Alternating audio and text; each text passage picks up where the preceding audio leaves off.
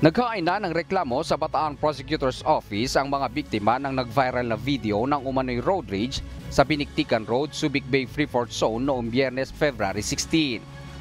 Humantong ang insidente sa sadyang pagbangga ng SUV ng sospek sa isa pang SUV na minamaneho ng 70 taong gulang na dating abogado at isa pang kasama nito na pawang mga residente ng Olongapo City. Tumanggi munang pangalanan ng mga otoridad ang mga biktima dahil na rin sa patuloy na isinasagawang follow-up investigation.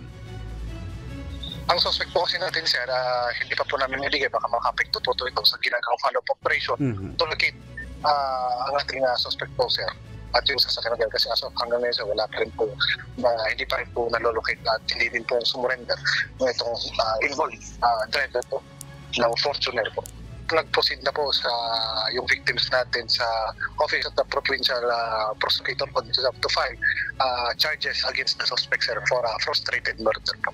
Ayon sa pulisya, batay sa pahayag ng mga biktima, dati umano itong tauhan at kliyente ng biktima at hinawakan umano nito ang mga kaso ng suspect. Subalit nagkasakit aniya ito nitong nakalipas na July 2023 na siyang dahilan upang bitiwan nito ang lahat ng kasong hawak.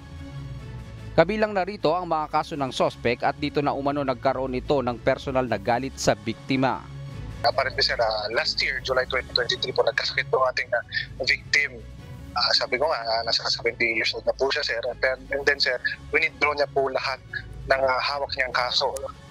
Last year, including, sir, sa kaso po, na 3 kasong hawak niya dito sa ating suspect. With that matter, sir, na nagkaroon ng parang personal grudge itong ating suspect against the victim, sir. Patuloy pa rin ang isinasagawang malalimang investigasyon ng otoridad sa nasabing insidente at patuloy din na tinutugis ang nasabing suspect upang papanagutin sa pangyayari. Milanyo Aquino, humahataw sa balita ngayon.